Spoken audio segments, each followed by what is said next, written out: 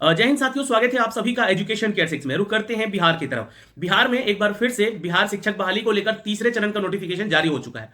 ये वीडियो मैं उन छात्रों के हित में बना रहा हूं जो छात्र मांग कर रहे हैं अपनी उम्र सीमा में छूट को लेकर। अब छूट इनको मिलना चाहिए या नहीं मिलना चाहिए, आप छात्र भी कमेंट करके जरूर बताइएगा, क्योंकि जो भी इसके लिए योग्य है वो तो जाहिर सी बात है कि इसको ना ही कहेंगे, लेकिन जो योग्य है इसको जो है वो हाँ कहेंगे। लेकिन आपको बिल्कुल न्यूट्रल होकर सोचना है इन तथ्यों पे कि ये जो बहाली की प्रक्रिया में इनको पार्टिसिपेट करने देना चाहिए या नहीं देना चाहिए। क्योंकि देखिए, ये बात हो रही है उनके लिए जो कि उम्र सीमा में छूट चाहते हैं, यानी कि वो छात्र जो कि आज से 10 साल 12 साल पहले बीएड डीएलएड करके बैठे हुए हैं और उसके बाद उन्होंने सीटेट एसटीईटी का परीक्षा निकाला है, उनकी बात हो रही है। उनको बीपीएससी टीआरई 1 में मौके मिले, उन्होंने बीपीएससी टीआरई 1 का एग्जाम दिया। क्यों? वो मेरी बदौलत नहीं। बहुत सारे लोग बोल रहे हैं कि सर आप आवाज उठाइए, आपकी आवाज वहां पहुंचती है। नहीं नहीं, ये आपकी मेहनत है। आप गए न्यायालय में, आपने शरण लिया उच्च न्यायालय पटना का, वहां से फैसले आए और फैसले आने के बाद जो है आपका जो है यहाँ पे आपको मौका मिला। तो अब बीपीएससी टीआरई 3 में ऐसा क्या हो गया कि ये आपको मौके नहीं दिए गए? इसके पीछे बहुत बड़ा जो है कारण छिपा हुआ है, वो कारण समझना होगा हम सबको। और यहां पे आपको बता दें कि आप देखिए, कमेंट करके तो जरूर बताइएगा कि इनको मौके मिलने नहीं चाहिए तो क्यों नहीं मिलने चाहिए। बीपीएससी टीआरई 1 में इनको मौका मिला कि जो भी 10 साल से ऊपर के एज क्राइटेरिया में आते हैं, मतलब जो उन्होंने 2012 से पहले जो अपना सब कुछ शैक्षणिक योग्यता वगैरह या पात्रता परीक्षा वगैरह दिया है, उनको मौका दिया जाए भाई। फिर उसके बाद यहाँ पे टीआरई 2 में भी उनको मौके दिए गए, फॉर्म भरे गए। लेकिन टीआरई 3 का फॉर्म आता है तो ये कहते हैं कि सप्लीमेंट्री टीआरई है। तो मौके किसको मिले? मौके उन्हीं छात्रों को मिल रहे हैं जो टीआरई 1 टीआरई 2 में थे। तो आखिर टीआरई 3 में उन छात्रों को मौका क्यों नहीं? ये तो पहला सवाल बनता है। जो छात्र ऑलरेडी एलिजिबल है उसके लिए हाँ एज चला जाएगा, एज क्राइटेरिया चला जाएगा तो जाहिर सी बात है कोई नहीं देगा एग्जाम। लेकिन जब उनको मौके दिए गए हैं, ये उच्च न्यायालय का फैसला था, तो अभी 2 ही एग्जाम लेकर खत्म। मतलब ये तो छात्र फिर उठकर जो है कोर्ट जाएंगे कि आप एक तो बैक टू बैक एग्जाम ले रहे हैं और आप उसके बीच में ये बहाली के नियम बदल दे रहे हैं। मतलब 2 ही चांस क्यों सर? 2 ही बार इनको बैठने का मौका क्यों दिया गया? ऐसा तो नहीं है कि ये छात्र एलिजिबल नहीं है। एलिजिबिलिटी है, अगर इनके पास ये योग्यता रखते हैं, शैक्षणिक और पात्रता परीक्षा रखते हैं अपने पास, तो इनको मौका देना चाहिए। हाँ, ये मौके तब आप नहीं देते जब आप सप्लीमेंट्री का रिजल्ट दे देते। आप सप्लीमेंट्री रिजल्ट अगर दे देते बीपीएससी टीआरई 2 का, तो आपके पास एक तथ्य रहता यहां पर कि चलो मैंने तो रिजल्ट भी दे दिया, यानी कि बीपीएससी टीआरई 1 टीआरई 2 और रिजल्ट ये मिला के देखा जाए तो 3 तरह का यहां पे आपके द्वारा ये मामला हो जाता।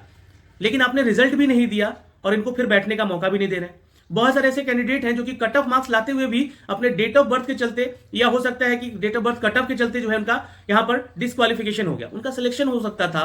वैसे वो अभ्यर्थी हैं तो वो मांग कर रहे हैं कि हमें यहां पर उम्र सीमा में छूट दिया जाए। और इस बार जब मैं फॉर्म भर रहा था तो फॉर्म भरने की प्रोसेस में ये प्रक्रिया आपको कहीं नहीं दिखी एज एग्जाम्पशन को लेकर, क्योंकि पिछली बार हमने फॉर्म भर के बताया था, उसमें उम्र सीमा की छूट की जो है अपडेट दिए गए थे। तो आयोग से यानी कि बीपीएससी से भी मैं रिक्वेस्ट करूंगा कि इसके ऊपर विचार किया जाए, और शिक्षा विभाग के मंत्रालय मंत्री जी से भी हम रिक्वेस्ट करेंगे इस वीडियो के माध्यम से कि सर प्लीज इस पे ध्यान दीजिए, क्योंकि वैसे छात्रों की संख्या वैसे भी बहुत कम है ना, ज्यादा नहीं है वो लोग जिससे कि उनका जो है सिलेक्शन जो है मतलब आप लोग एग्जाम नहीं करवा सकते हो। वैसे लोगों का संख्या है तो अपना 10 से 12 हजार भी अगर है वैसे लोग, तो फार्म भर के एक बार एग्जाम देना चाहिए उनको, क्योंकि सप्लीमेंट्री टीआरई का रिजल्ट आप लोगों ने नहीं दिया है। तो ये शिक्षा मंत्रालय से, शिक्षा विभाग से ये रिक्वेस्ट है। और चूंकि देखिए, जो भी छात्र, मैं आप सभी को कहना चाहूंगा, जो भी छात्र चाहते हैं कि उनको उम्र सीमा में छूट मिले, तो यहां पर बैठे हुए आपको हाथ में हाथ धर के घर पे बैठे हुए सिर्फ नहीं मिलेगा, आपको जाकर पत्राचार करना होगा। क्योंकि देखिए, प्रोटेस्ट करने की मैं बात इसमें नहीं कहूंगा आप लोगों, क्योंकि ये प्रोटेस्ट वाली कोई मैटर है नहीं, ये समझ वाला चीज है। कोर्ट का आदेश है, कोर्ट का आप फाइल निकालिए आप लोग, है ना, पटना हाईकोर्ट के वेबसाइट से, उसको अपने एप्लीकेशन के साथ जोड़ा जाए और एप्लीकेशन के साथ जोड़कर शिक्षा विभाग में बीपीएससी कार्यालय में भी आपको जाके वहां पे देना होगा और रिक्वेस्ट करना होगा वहां से, क्योंकि ये चीजें ऐसी हैं कि मांगने से नहीं मिलती है, जाके बताना पड़ेगा। और इसके ऊपर देखिए, जब नोटिफिकेशन जारी हुआ तो इसके ऊपर जरूर बात हुई होगी, तो क्या मैटर है, क्यों नहीं दिया गया, उसको भी समझना जरूरी है। तो कल बहुत सारे छात्र जा रहे हैं शायद, है ना, तो आप लोग भी अगर इस वीडियो को देख रहे हैं तो आप लोग जाइए पटना, उन लोग से मिलिए, है ना। बहुत सारे स्टूडेंट हैं जो इस यहाँ पे एज क्राइटेरिया में छूट चाहते हैं, यानी कि उम्र सीमा को लेकर। हाँ, जिनको नहीं चाहिए, जो घर बैठे हुए हैं, वो सोच रहे हैं कि मेरे बदले कोई और जाके वहां पे दे आएगा, तो भाई उनके लिए मैं आवाज कभी उठाया नहीं हूँ। जो घर में बैठे चीजों को उनको मिल जा रहा है ना, मैं बात सिर्फ उनकी कर रहा हूँ, उनके हित में कर रहा हूँ। जो छात्र जाते हैं अपने हक की बात भी करते हैं, मांगते हैं, जैसे कि पिछली बार हुआ था, हम लोगों ने आवाज उठाया, सब छात्र पहुंचे भी वहां पे और पहुंचकर जो है अपनी बातों को रखा वहां पे, पटना हाईकोर्ट का शरण लेना पड़ा। तो बातें समझ में आई कि इनको मौके देने चाहिए, और मौके अगर देखा जाए तो जेन्युइनली यहाँ पे इनको मौका मिलना चाहिए। ठीक है, तो ये वही छात्र हैं जो कि बीपीएससी टीआरई 2 दिए थे, आप लोगों ने सप्लीमेंट्री रिजल्ट दिया होता तो शायद इनको टीआरई 3 का जरूरत नहीं पड़ता। हाँ, अब उस बिहाफ में अगर आप टीआरई 3 का मतलब जो सप्लीमेंट्री रिजल्ट देते टीआरई 2 का, तो हो सकता है टीआरई 3 में इस चीज की मांग भी नहीं करते वो लोग। तो ये एक छोटी सी चीज है यहाँ पर, और इस चीज को मैं यहाँ पे सामने रखने आया हूँ।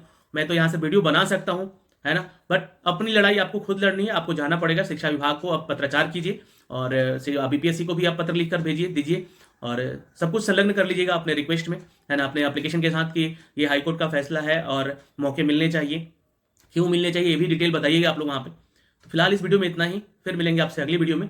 तब तक के लिए अपना ख्याल रखिएगा। और देखिए, जो लोग शिक्षक बनना चाहते हैं, ठीक है, तो उनको पढ़ना पड़ेगा, और पढ़ने के लिए लगातार मैं आप लोगों को अपडेट दे रहा हूँ कि आप लोग या तो बुक लेकर उठा के पढ़िए, बुक भी मैंने रिकमेंड किया आप लोगों को, या तो हमारा जो है एप्लीकेशन है वहाँ पे भी हम लोगों ने मॉक टेस्ट डाले हुए हैं, तो आप लोग मॉक टेस्ट डाल के स्टार्ट करके पढ़ना शुरू कर दीजिए।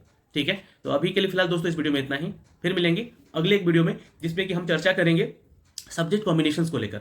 बहुत सारे छात्र यहाँ पे सब्जेक्ट कॉम्बिनेशन को लेकर भी परेशान हो रहे हैं, तो उस मैटर पे भी हम लोग चर्चा जरूर करेंगे, क्योंकि इस बार देखिए आप लोग का एग्जाम दिया हुआ है STT 2023 का, तो 24 का तो मौका दे नहीं रहे लोग, तो 23 वाले जो छात्र एग्जाम दिए हैं अभी भी एक गलती कर रहे हैं, खासकर सोशल स्टडी पेपर को लेकर, वो सब्जेक्ट कॉम्बिनेशन नहीं समझ पा रहे, तो उसी को समझाएंगे हम लोग खासकर, और अलग अलग विषयों का भी हम लोग बात यहाँ पे करेंगे, है ना, तो उस वीडियो को भी जरूर देखिएगा। जय हिंद।